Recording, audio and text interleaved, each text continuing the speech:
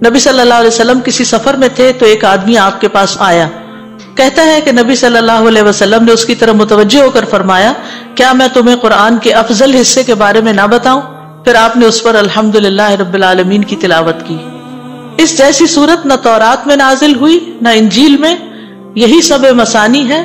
اور اللہ تعالیٰ فرماتے ہیں کہ یہی صورت میرے اور میرے بندے کے درمیان تقسیم شدہ ہے، اور میرے بندے کو وہی ملے گا جو وہ مانگے گا۔ تو وہ کیا مانگتا ہے؟ ایاک نعبد و ایاک نستعین، اللہ کی مدد مانگتا ہے جو بھی مشکل اس کو پیش آئی ہو۔ حدیث میں یہ بھی آتا ہے جب بھی آپ ان دونوں میں سے یعنی سورۃ الفاتحہ اور البقرہ کی آخری آیات میں سے کوئی دعائیہ جملہ پڑھیں گے تو آپ کو مانگی ہوئی چیز ضرور عطا کی جائے گی، جیسے اہدنا الصراط المستقیم یا غفرانک یا ربنا لا تحملنا ما لا طاقت لنا بہ۔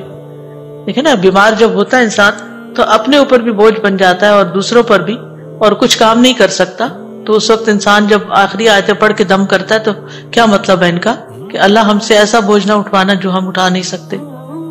تو سورۃ فاتحہ جو ہے یہ مؤثر رقیہ ہے، مؤثر، ویری افیکٹو،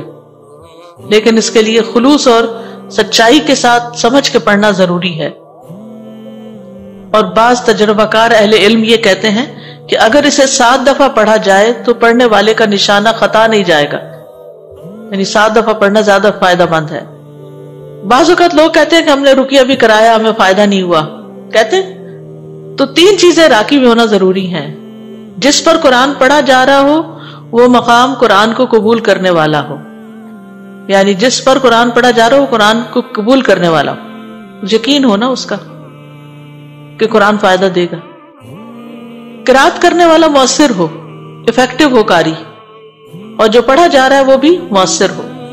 یعنی اس کے مطابق ہو۔ تو کبھی کبھی نہیں فائدہ ہوتا تو اس کی وجہ یہ نہیں کہ قرآن میں کوئی کمی ہے، اس کی وجہ یہ ہے کہ یا تو قاری مؤثر نہیں ہوتا یا اس کا یقین پکا نہیں ہوتا، یا جس پہ پڑھا جا رہا ہو اس کو یقین نہیں ہوتا کہ اس سے مجھے کوئی فائدہ ہوگا۔ تو مین چیز ہے یقین۔ جیسے اگر آپ کو کسی ڈاکٹر کی دوائی پر یقین نہیں ہوتا نا، کہ لے تو لیتے ہیں مجبوری کے مارے، اور ساتھ ہی آپ سوچ رہتے ہیں